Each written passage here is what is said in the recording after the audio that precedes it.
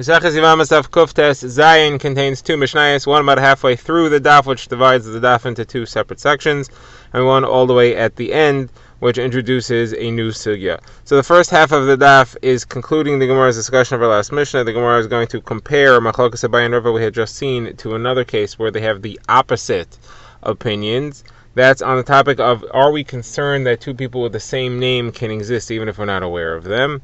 Or if we are aware of them, do we have to be concerned that they showed up somewhere we didn't expect them to be?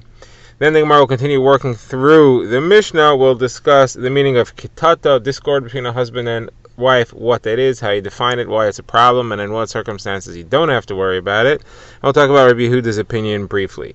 And the Mishnah will introduce the sugya of Chazal, who originally made the decree that we trust a woman to say her husband had died. What cases does that apply? And the Gemara will compare that to another situation of a decree that was made, and the central issue is, do you limit the decrees only to their exact scenario in which they occurred, or do you expand them? So let's begin the Gemara. The Gemara has just discussed Machlokes Abaye and Rava about two people having the same name. So the situation there was, you had somebody who came, and he was found to be dead along the way. You had witnesses who identified him by name but could not identify which person he was. So we know the name of the person who died, we just don't know which person by this name it was. Could be with somebody else with the same name. And the Machlokes Abaye and Rava was, can we assume that it's the person that we suspect was there, the one who was passing through that area, or do we have to be afraid this is someone else from the world who came, who showed up with the same name? According to Abaye, he holds you do have to be concerned. There are other people who have the same name. You cannot allow the person who we assume it is, cannot allow his wife to remarry. According to Rava, you don't assume that there's another person with the same name, and the one who was passing through that area, you could allow him to remarry. Now the Gemara is going to compare that to a case where you found a get. And you want to know the person who has his name written on the get, his wife. There's a woman who claims this is her husband. Can you assume there's someone? Do you have to assume there's someone else with the same name, and therefore not allow her to get divorced based on this get or not? So the case that the Gemara brings is where there's a get that was found in Surah. The names of the town here are important. The get was found in the town of Surah, and it said in it as follows: I, Anan Bar Chia of Naharda, am using this get to free and to divorce my wife. And it said that it was happening in the city of Surah. The get itself said that this was written in Surah. It was found in Surah and it was written in Surah, and the name that was on it was Anan Bar Chia of Naharda. So there was a woman there who was saying, my husband is Anan Bar Chia of Naharda. He gave me this get in Surah. I'm divorced. I should be allowed to remarry. So they went and they did a search to see if there was anybody else named Anan Bar Chia of Naharda. And they found that there was somebody else. He was a person who had originally come from the town of Chigra, and he moved to Naharda, as his name was also Anan Bar Chia. He was the only person around with the name Anan Bar Chia of Naharda. So the question was, do you have to be afraid that this get is his? So the Gemara says that there were witnesses that came forward and said that this person from Chigra, this second Anan Bar Chia of Chigra, he was with us in Naharda on the day that this get was written. The date of the get was written on a certain day. The location was clearly Surah. So this person wasn't there. This person was in Naharda. We are testifying to that. So what's the halacha here? So the Machlokes Abaye and Rava, but it is inverted from the Machlokes before, because they each find a reason. They dispute which is the important factor and which case is the more severe one that we have to be afraid that there's another that there was a different person who wrote the get. So Abaye says, in my case there was no witnesses who said that he wasn't there. Therefore, in my case, in the case of the person who died, we're not sure what the identity is. We're afraid that there's another person there. But here, the only other person that's around is this guy. We went and we searched, and we have testimony that there isn't anyone there, that there isn't anyone else, and this one can't be it. The case where I said you have to be afraid is only where we didn't do a search, and we don't know if there are other people around. And certainly we don't know that there is someone and he was not there. So according to Abaye, the key factor is that here we did a search and there's nobody else who's relevant. According to Rava, the key factor here is that you did find somebody. Rava says here, even though I normally hold you don't have to be afraid that there's someone else by the same name. Here you know someone else has the same name. You did a search and you found someone.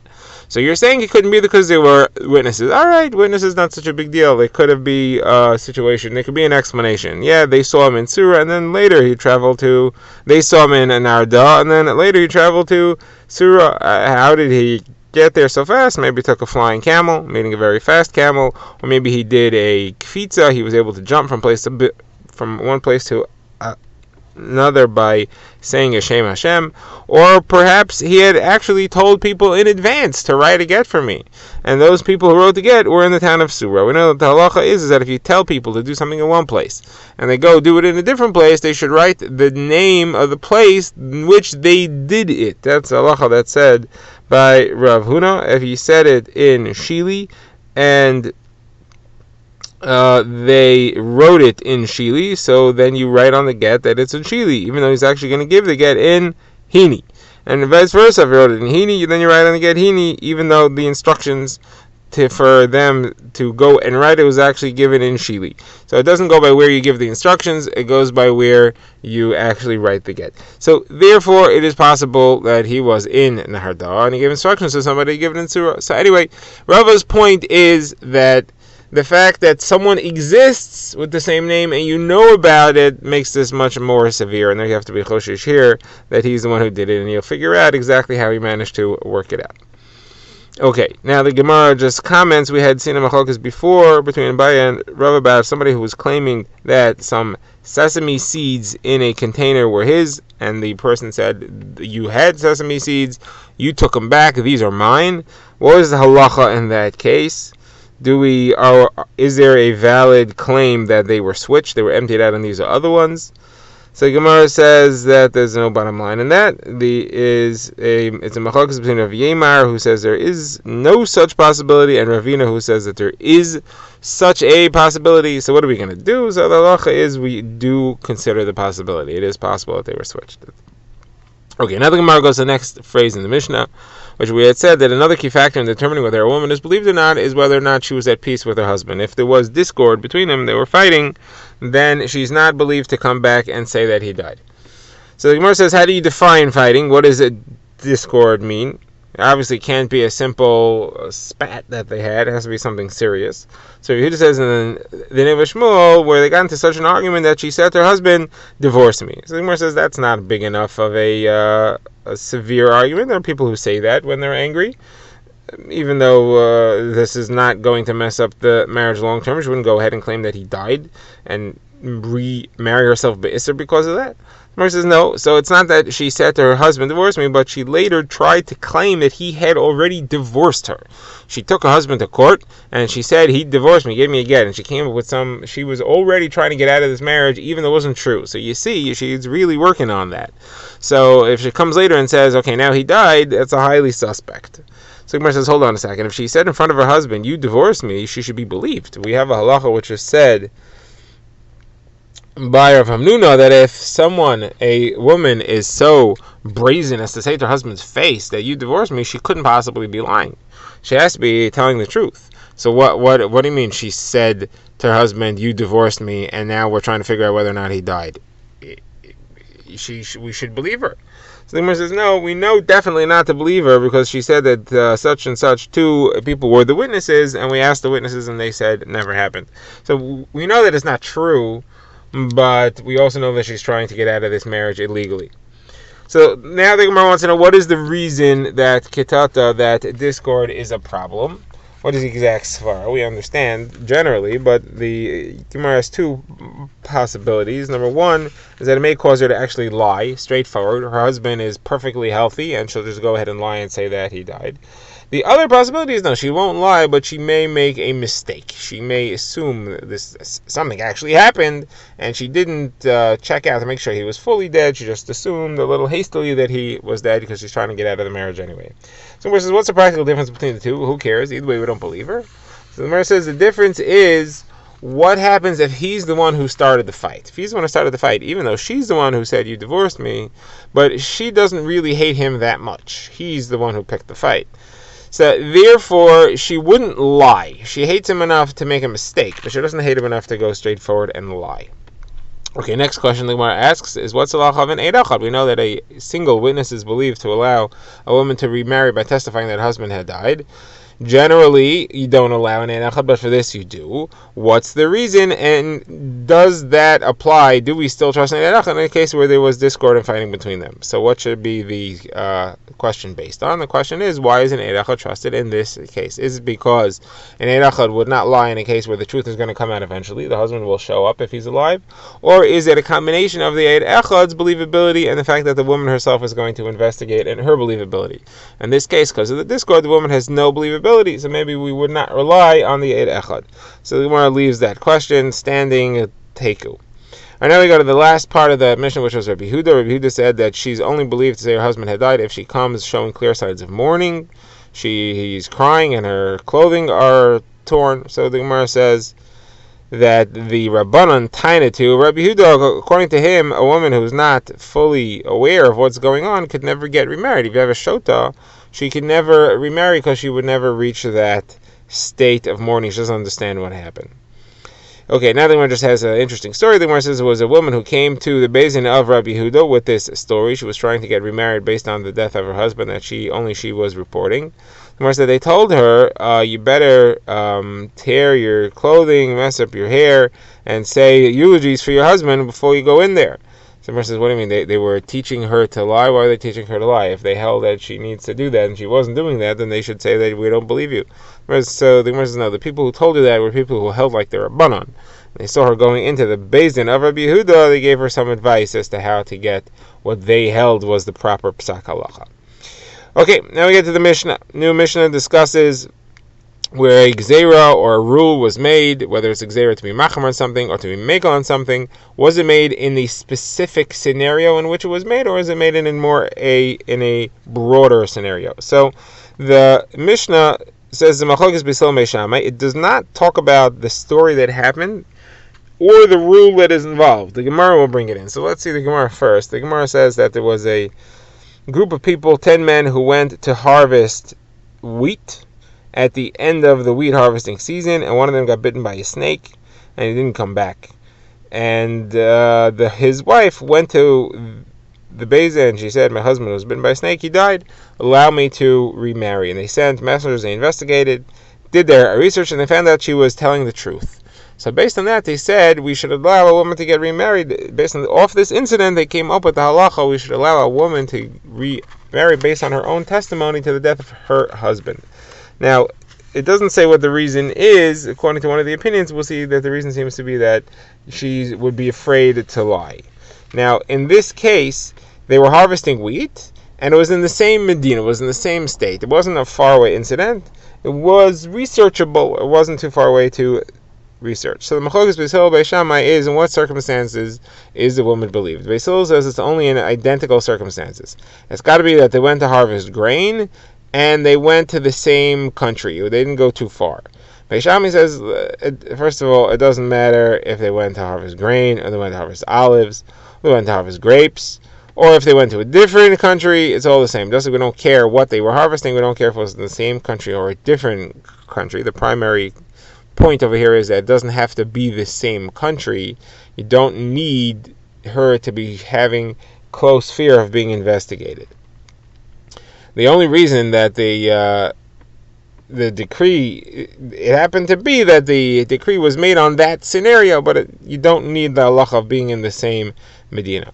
The Mishnah concludes that Beis Hillel actually changed and paskin like Beis Shammai. Now the Gemara quotes a brisa very similar that expands on Beis Shammai's taina. Beis Shammai said to Beis Hillel, according to you, you should only be allowed to let her remarry if they were harvesting wheat. What if they were harvesting barley? In our Mishnah, it's a grain. But what if they were harvesting the barley? Not the same case. They should not allow her to remarry. What if they were harvesting grapes, olives, dates, figs? Any of these things? So the story happened to be that they were harvesting wheat, and therefore it makes no difference. So therefore also the story happened to be that he had gone to the same country, he hadn't traveled far, but the same halacha would apply had he actually traveled far. Now Beis Hillel disagree. Beis Hillel said it's got to be that he was close, because there it's researchable and she's afraid to lie. If he went too far, when people aren't going back and forth, they won't be able to research. She has no fear and she will lie. Beis Shammai says no. Even to a far place, there were always trips, there were always caravans, right? There's flights back and forth, so you can find out it's researchable. All right, now the Gemara has another similar scenario where you had a gzeira. This time it's a gzeira l'chumra, based on a story that happened, and you have a machlokes between the Rabbanan and Rabbi Chananya ben Akiva as to whether we apply it narrowly or broadly. So the Gemara wants to say it should be dependent on the same machlokes. Beis Hillel Beis Shammai, do you apply it narrowly or broadly? So what's that case? So the story again comes at the end of the Gemara, but we'll bring it first. The story was that there was somebody who was transporting paraduma, ashes, and water, which is very sensitive to tumah. He was transporting it across the Yarden River, and he put it in a boat to cross the river. And it turned out that there was a concise menameh stuck in the bottom of the boat, and this paraduma, water, and ash became tameh because of ohel hatoma. It was mahel on top of it. So based on that, they made gzeira: do not transport paraduma, water, across the Jordan River, across the river in a boat. So the question is, how narrowly was this applied? So here you have the machlokes. So the opinion of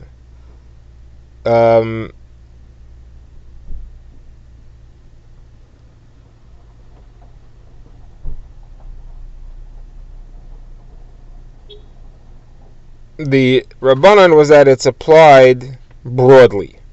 They said that you can't transport across any water and in anything which is similar to a boat. So you can't transport it across. Again, it doesn't matter which river it is. If it's water, it's a problem.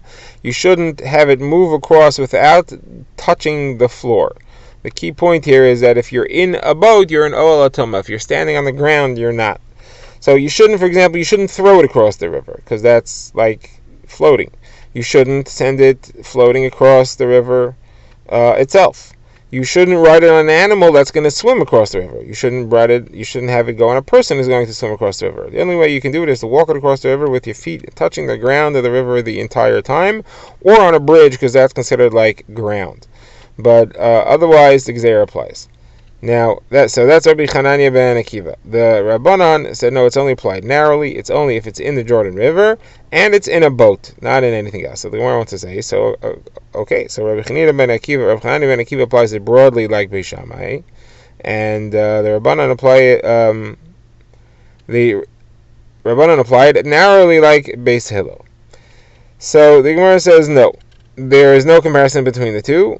Each one would say that both Beis Shammai and Beis Hillel agree to me. So the Rabbanan would say that Beis Hillel agrees to me, even though they apply narrowly in the case of the wheat and the belief of the death of the husband. And there, the reason is because we require the fear. We require the woman to be afraid. Over here, what's the difference? There is no svara, there's no logical reason there should be a difference between this river and that river, or this boat and that boat.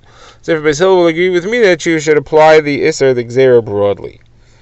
Now, that is Chananya ben Akiva.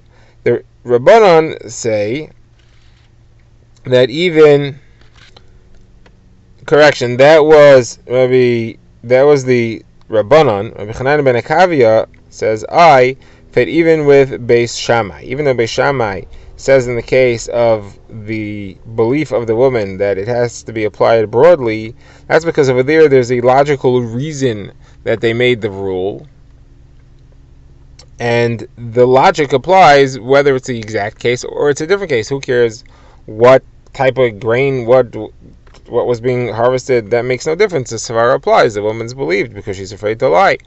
So that applies anywhere. Here, though, this was not a case of logic. This was a gzeira d'Rabbanan that was made, and a gzeira d'Rabbanan is made in a specific scenario.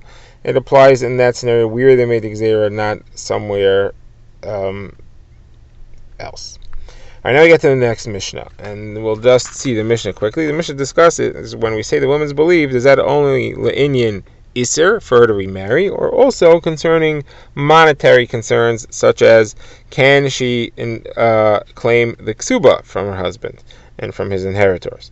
So the Gemara says, Beis Shammai says she gets her ksuba, Beis Hillel says she does not get her ksuba. Machlokes. So the Gemara said that Beis Shammai said, I don't understand you. You're allowing Isser, which is much more severe. You should certainly allow money based on her testimony. And Beis Hillel says, no, because we find such a concept. We find that when she testifies, she can do Yibum. But the brothers don't get the inheritance of their brother, the dead husband, based on this. Normally, whoever does Yibum gets the estate of the brother. Here you don't have that because you're not trusting her for monetary issues. So certainly she should not be able to collect her ksuba. So the Gemara says, Beis Shammai responded, but from the text of the ksuba, you see that she is believed, because it says in the ksuba, if you marry someone else, you take what's coming to you from this ksuba. So you see that's happening here. She went and married someone else, so she should have the right to take the ksuba. The Gemara says Beis Hillel did change and paskin like Beis Shammai.